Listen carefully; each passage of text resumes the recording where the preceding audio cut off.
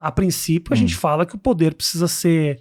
A gente precisa ter um governo laico para que não haja a defesa de interesses de uma religião ou de outra, não é isso, cara? Não, perfeito, mas... Então você não tem discussões mais avançadas a respeito de, sei lá, legalização do aborto, legalização das drogas, tudo vira Deus, cara. Não é tudo vira Deus. Você tem uma discussão, primeiro, você tem uma questão moral que faz parte do debate político, independentemente da religião. Pode ser que a religião dê o fundamento para essa moral. Sim. Mas a moral de cada sociedade deve estar representada dentro do Congresso Nacional. Esse é um ponto. O outro ponto é que você tem discussão técnica sobre aborto, sobre drogas, para ambos os lados. E olha que você está falando aqui com uma pessoa que é contra o aborto e a favor da legalização da maconha. E eu acho que você tem bons argumentos de ambos os lados, profundos, e que não tem relacionamento com religião. Acho que tem que legalizar a maconha pro maconheiro ativista se aposentar. É verdade. É o maconhista, na verdade. O maconhista enche o saco. Ele não é um maconheiro. Tem que ele é um cara que faz aquilo uma religião, né? Cara chato. Ele vai pra além do quero legalizar, porque as pessoas são livres pra fazer o que quiser. Ou porque é melhor pra acabar com o tráfico, pra enfraquecer o crime. Não. Ele chega e fala, não, faz bem pra saúde. Estilo de vida. Isso. É estilo de vida. Sem a maconha, o cara não é ninguém, não é nada. É isso. Aí é foda. O cara tatua maconha, o cara só escuta música sobre maconha. É aquele cara assim, que... Não sei se posso fazer essa piada. Mas... É aquele cara que, atenção, piada, alerta de piada, Okay. Alerta de ironia, alerta de sarcasmo, né? Deveria haver um excludente de licitude para que o policial militar pudesse dar um tapão nesse cara. Assim, não, só por ser chato. Não é porque você é maconheiro, é porque você é chato. Você quer comprar cada grama um tapão. Temos mais um cancelamento aqui, obrigado. Nos vemos no Rumble semana que vem. Não, eu entendo, enche o saco. Não tapa não, mas uma beliscadinha no mamilo, que dói, aquela que dói. Aquela puxadinha de pelo na coxa, isso é pior que tapão na cara. Isso aí é pior que tapão na cara. Aí você entrou muito no detalhe, né? O maconheiro, o maconheiro ativista, ele às vezes enche o saco. Mas também, né, tá aí lutando para que a gente consiga legalizar uma droga que sim ajuda em tratamentos médicos. Sim, entendeu? Tem doentes de câncer. Mas aí, calma, é bom a gente separar as duas coisas. Eu falo né? sério aqui, você vem de piadinha aqui, cara. É bom a gente separar as duas coisas, porque, assim, uma coisa é o canabidiol para uso de saúde, etc. Outra coisa é maconha para uso recreativo. Eu não gosto de confundir as coisas, apesar de ser a favor da legalização de ambos. E de ambos. Porque tem gente que é contra o uso recreativo, mas é a favor do uso medicinal. E alguns são contra o uso medicinal porque confundem com o uso recreativo. Como eu quero angariar mais apoio pro medicinal, eu prefiro deixar muito claro que são coisas separadas. E por que não legalizar todas as drogas? Todas as drogas? Legaliza a cocaína. Legaliza. Não. Aí eu acho que aqui seria um laboratório de uma experiência que nós não temos em outros países e que... Existem países onde droga é legalizada. Não é distribuída pelo governo, mas a droga é legalizada. Tipo, e nem todas as drogas? Eu não conheço países que todas as drogas não. Acho que não.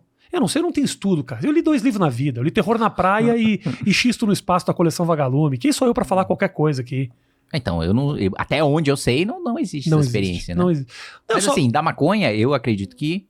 Bom, você tem experiências e você tem experiências você tem experiências mal sucedidas, como o Uruguai, né? Que é tipo mais ou menos uma maconha obraz, né? Extremamente regulamentado, sobretaxado, e aí continua existindo o tráfico, só que sobre a pena de contrabando, em vez de tráfico. Pra baratear o produto pro cliente. É igual cigarro aqui. Você sabia que 60% do mercado de cigarro aqui é ilegal? É contrabando? Possível, que é caro pra caralho. É do mercado negro.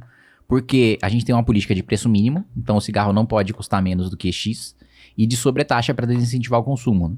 Só que a melhor maneira de você desincentivar o consumo é o que foi feito, propaganda.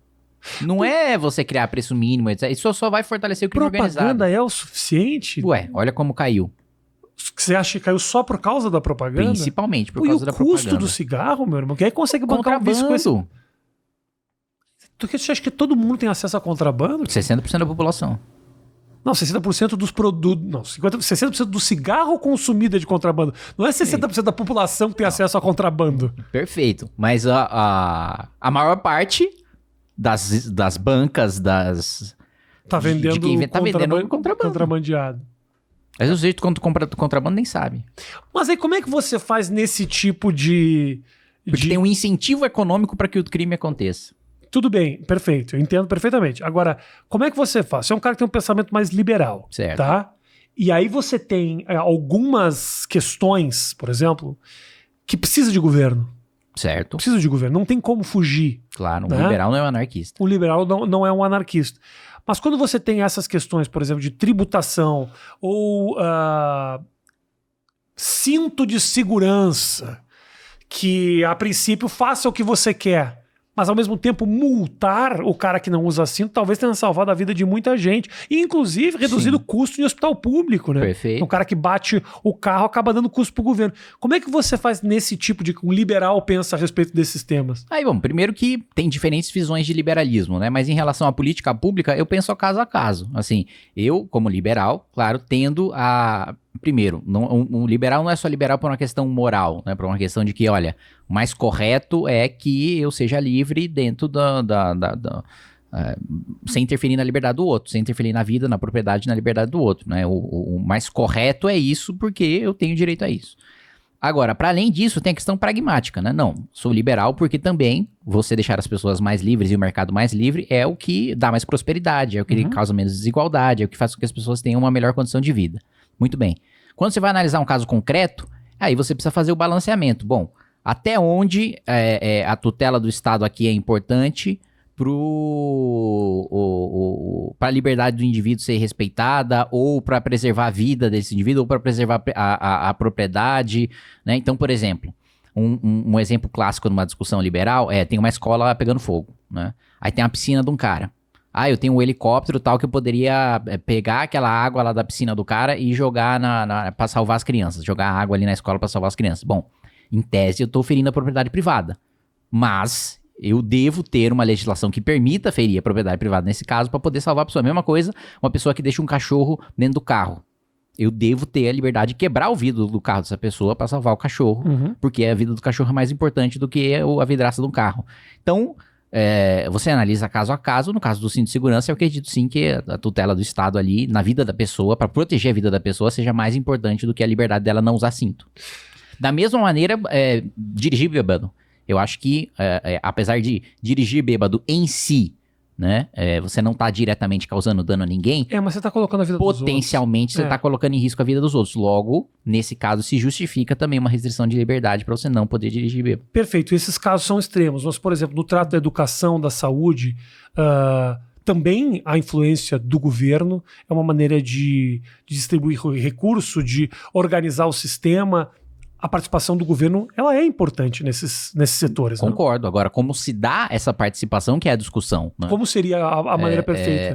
A maneira perfeita acho que não existe. Precisa ser analisado de acordo com a realidade do país, da região e etc. Mas, por exemplo, critérios meritocráticos dentro da distribuição de recursos no ensino. O ICMS educacional é uma política que foi bem sucedida, que inclusive o Ciro cita muito no Ceará. Né?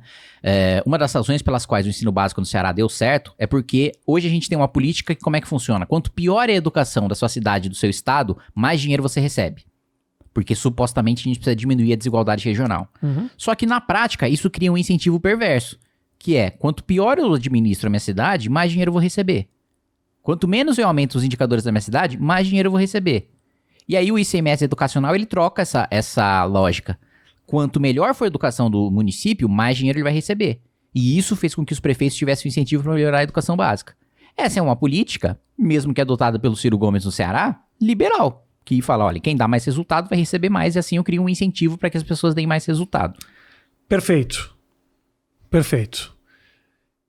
A discussão da meritocracia, eu nunca tive essa discussão com você. Tenho amigos meus de movimento negro, por exemplo, que fala que uma injustiça histórica precisa ser consertada.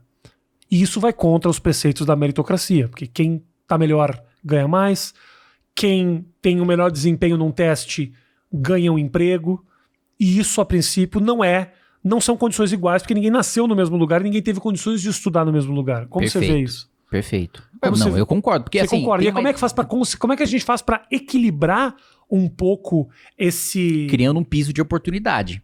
Que aí é você tendo uma educação básica. Bom, hoje eu sou presidente da Comissão de Educação na Câmara dos Deputados. Você precisa ter, né? E o Friedman dizia isso, que não tem liberdade sem educação. Porque se o sujeito não tem uma educação, ele não vai tomar as melhores escolhas para si mesmo. Porque qual que é a ideia do liberalismo de maneira geral? É que o indivíduo tende a tomar melhores decisões para si próprio do que o governo. que ele tem incentivos melhores para tomar decisão para si próprio do que o governo. Agora, se ele não tem educação, diminui muito a chance dele tomar uma melhor medida para si próprio. Ele não é livre. Ele não sabe como votar, ele não sabe como guardar dinheiro, ele não sabe como gastar o dinheiro, ele não sabe como ganhar o dinheiro. Então, para mim, um piso de oportunidade é você ter uma educação básica gratuita para todo mundo. Essa educação básica precisa ser diretamente prestada pelo Estado? O Estado precisa construir a escola, contratar o professor, contratar a merenda. Hoje o Estado de São Paulo, a Secretaria de Educação do Estado de São Paulo tem uma rede de restaurante maior que o McDonald's. Por que o secretário de Educação precisa ficar administrando restaurante? Por que ele não pode... Continua gratuito o ensino. As crianças continuam não pagando nada. Mas por que ele não pode contratar uma empresa para fazer isso? Em vez dele administrar isso, para ele administrar o ensino, o conteúdo, a qualidade daquilo que está sendo dado, da aula que está sendo dada, para ele administrar o que realmente importa, entendeu? Então, para mim, as desigualdades históricas, o problema de você, assim, a meritocracia não é você achar que, quem tá pobre é porque merece, porque é menos competente, e quem tá rico é porque é mais competente, né? Não é esse o sentido. O sentido é você ter incentivos para que a administração seja o melhor possível e que para que a pessoa tenha o maior incentivo possível também para estudar, para trabalhar, etc. Curtiu esse trecho do papo? Então faz o seguinte, clica aqui para assistir o papo na íntegra ou então clica aqui para assistir mais um trecho da mesma conversa. Valeu!